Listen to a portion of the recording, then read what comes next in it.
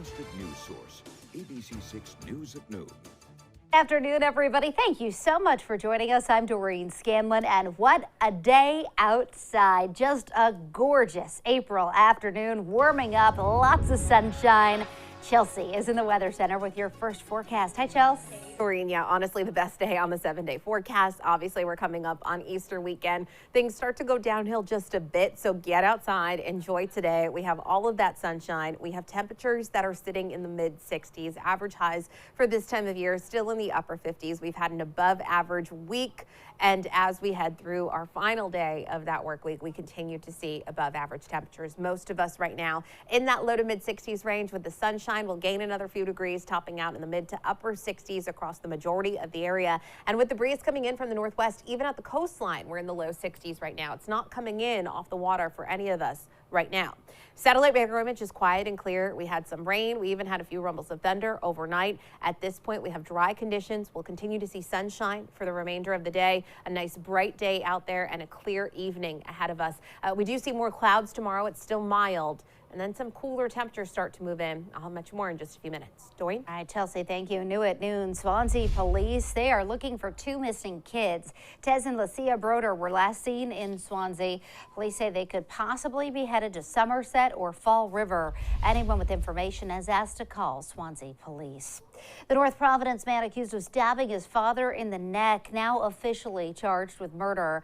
North Providence police say 36-year-old Dane Kersner stabbed his father Monday afternoon during a fight at a home on Whipple Ave. 2 days later, 65-year-old Stephen Kersner died. Kersner is also facing charges for assaulting his father's girlfriend. The 36-year-old set to have a competency hearing next week. In ABC6 News follow-up now, frustration and anger has been building up this week in West Warwick as parents and community members digest what they're being told or not told about alarming allegations at the Maisie Quinn School. This all stemming from allegations that a school employee inappropriately touched a pre-K student. ABC6 News reporter Dominique Turner has more. Parents across the district gathering at West Warwick High School Thursday evening, but tell ABC6 they were only told that the allegations at Maisie Quinn Elementary School are being investigated both internally and externally. It was a little disturbing because at the end of the email it said, feel free to contact my office with any questions or concerns, but the email was sent out so late that it was kind of hard for us to reach out. The office had already closed. ABC6 News crews were not allowed inside the meeting as staff guarded the front entrance. Parents in the district were told in an email that the employee also worked at 3 separate schools in the West Warwick School District within the last decade. I understand it's an investigation and they can't disclose. They didn't say anything that happened. We got nothing. Maisie Quinn parents saying they're shocked to hear the employee's decade-long connection with the district. It's scary to know that he was around all of West Warwick schools, thinking, well, he was there when my child was there. Is there any chance that something happened? But it's so far back that how are you going to know at this point? Parents telling ABC6 News more than half of the school students are nonverbal, saying something needs to be done to reassure them that their children are being protected. It's scary to a child that's never been in trouble or gets in trouble to be physically assaulted by a teacher. And that was Dominique Turner reporting.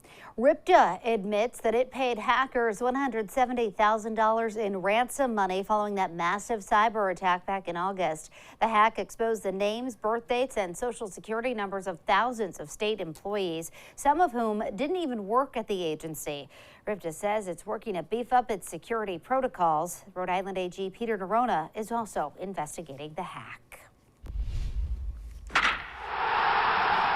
Ready to play ball. It is the Red Sox home opener, the first time since 2019. The Sox will have a full capacity crowd on site for opening day after COVID restrictions the last 2 seasons. The concession stands are now cashless, but the fan experience otherwise largely back to normal. ABC6 Sports Director Nick Coit is at America's most beloved ballpark. He is live for us right now. Hi, Nick.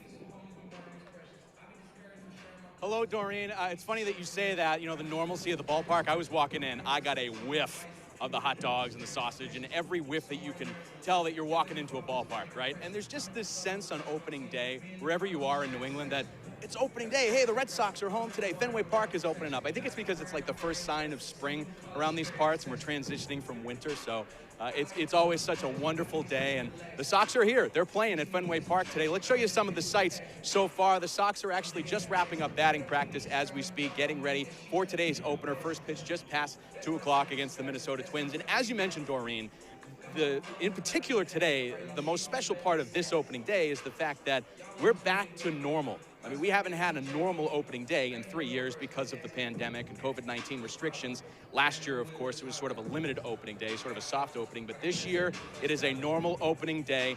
And the team is feeling that, and Alex Cora, especially the manager, is feeling that. He spoke on that and being a part of these special times in the city just a few minutes ago.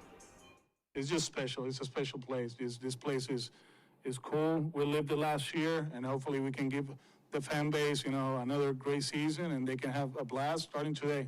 It should be loud. It should be fun.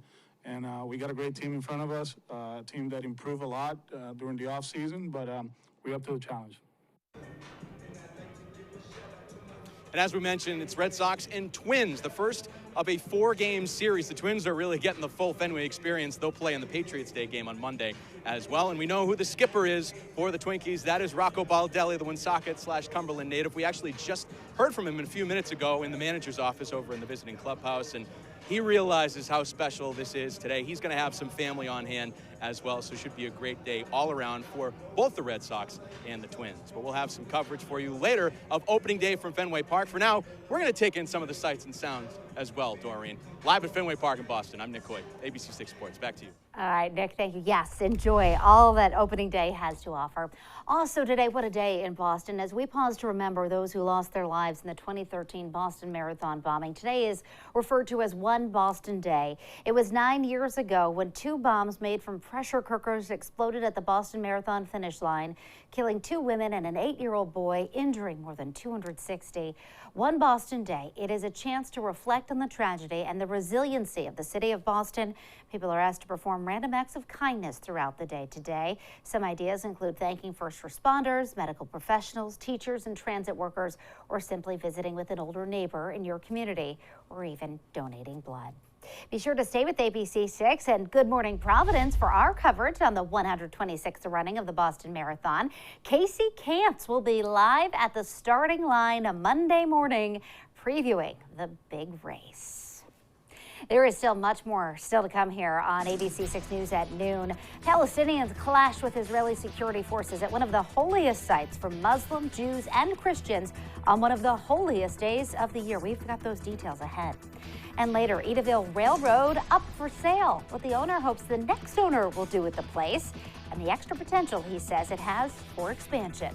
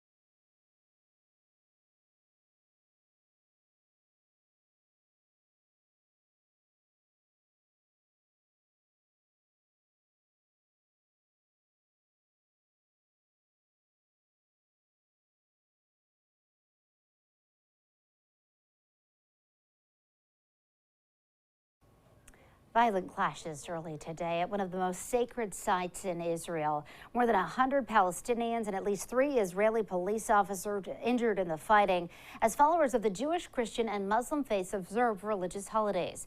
ABC's Justin Finch has those details. Calm after clashes inside Jerusalem's Al-Aqsa Mosque. Outside, protests following fighting between Palestinians and Israeli police forces. Before the conflict, Israeli authorities say they met with Muslim leaders to ensure peace, but today found Palestinians amassing rocks and other items. Police say they went into the mosque to remove those objects to prevent violence. The move seen as a provocation by Palestinians who began throwing rocks at Israeli police. Israeli officers responding with tear gas and stun grenades. At least 100 arrests were made. The Al-Aqsa Mosque, sacred for followers of Muslim and Jewish faiths, has long been a site of contention. Last year, conflict there set off an 11-day war between Hamas and Israeli forces on the Gaza Strip. The fighting is the latest in a rash of deadly violence in recent weeks. As many as 14 people, including Arab Israelis, foreign nationals, and Jews, killed in 4 separate Palestinian attacks in Israel. The violence at the Al-Aqsa Mosque comes as Ramadan, Passover, and Easter all fall over the same holiday weekend. Those holidays expected to draw tens of thousands to Jerusalem's Old City for holiday observances. In Washington, I'm Justin Finch, ABC News.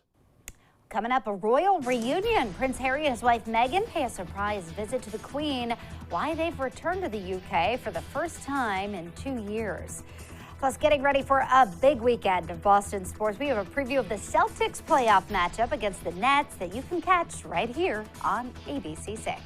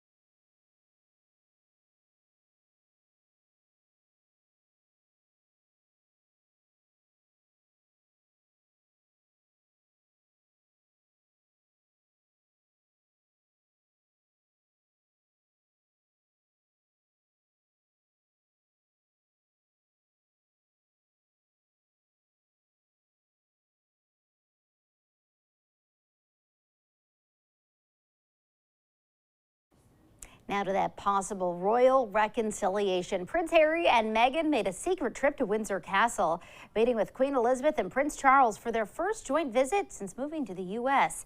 This as the Queen is expected to miss Easter services. ABC's Lama Hassan has the latest.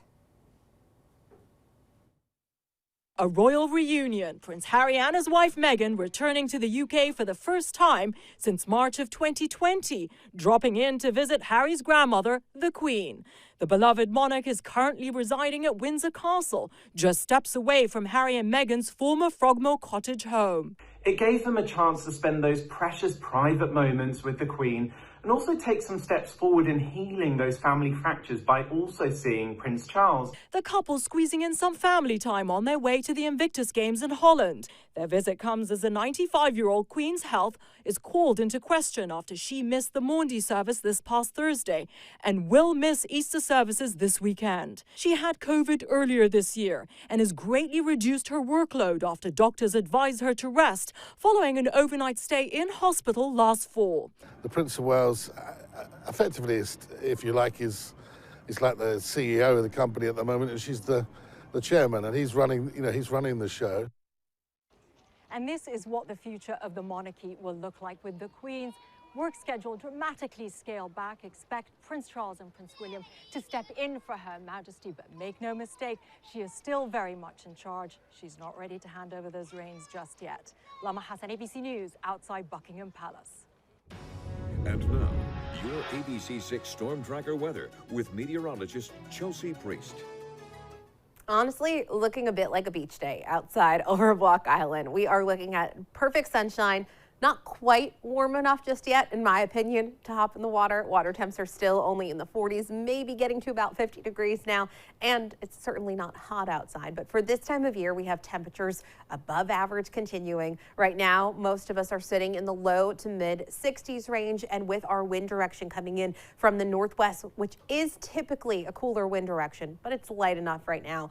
And we're seeing sunshine. We have warm temperatures across all of the area, even for our coastal spots, because we're eliminating that wind over the water. Coastal locations even in the low 60s right now. So a nice warm day for all of us. Now, yesterday at noon, we talked about how different it was for parts of southern New England, how eastern Mass was under clouds and it was cooler and damp. So in those locations today, you can see that we're running 10 to 15 degrees warmer right now. For much of Rhode Island, we ended up with a decent afternoon, so we're a couple of degrees warmer than where we were yesterday at this time. Average high still only in the upper 50s, so we are above that once again, and we're going to continue to see above average temperatures for today. For tomorrow, then it's back to reality. Breeze is coming in about 5 to 15 miles per hour. There's a little bit of a breeze outside, but again, it's not overly gusty outside this afternoon. We top out a few degrees warmer than where we're at right now. And tomorrow, we see temperatures in the low to mid 60s range. We see more clouds rolling into the area tomorrow, and eventually rain shows up. That rain arrives very late in the day, late afternoon, early evening. We get some heavier showers possible overnight. That's all along a cold front coming through. And that cold front actually does drop our temperatures. So for Saturday, or Sunday rather, Easter Sunday, temperatures will be about 10 degrees cooler than Saturday, topping out in the low to mid 50s. Not terrible for this time of year, but actually a few degrees cooler than average. And it looks like we hover in the mid to upper 50s for a lot of next week. More seasonable, if not slightly cooler than average. We did have some rain overnight, even into very early this morning, but that rain cleared to the east very quickly. Any morning clouds cleared out very quickly. And at this point, we're looking at full sunshine, and we'll continue to stay mainly sunny for the rest of the afternoon, and we'll be partly clear for your evening hours. There's a little rain showing up off to our west. Most of that stays northwest of us through tonight, but we are going to see clouds starting to thicken up as we head into early on tomorrow morning. Tomorrow, you may get some pops of sun, but it's definitely a mostly cloudy day. Temperature still in the low to mid 60s, so it's still warm. And then eventually later in the afternoon, you get some spotty showers developing. This is after dark, 9 o'clock. You can see the chance of some heavier showers showing up. And then we clear out by Easter morning. In fact, it does look like we should be dry for Easter morning, which earlier this week, it looks like that those showers may linger. So waking up early on Easter, maybe there's a sunrise service you're trying to go to, looks like we should dry out and clear out by then. Mix of sun and clouds on Sunday. I can't rule out a sprinkle, very isolated, very light, not enough to change any plans, but that would be about it. It's just cooler. That's the bigger headline for Easter Sunday. Mainly sunny today. It's a warm day. Breeze is coming in out of the west to the northwest right now. Overnight comes in from the southwest. Temperatures around 50 degrees. Tomorrow, more clouds. Temperatures still in the low to mid 60s, so still above average. We get some late day rain moving in. We continue to see rain overnight. And then for Easter Sunday, that blend of sun and clouds, just a much cooler day. Temperatures in the low to mid 50s. And again, there could be a sprinkle around.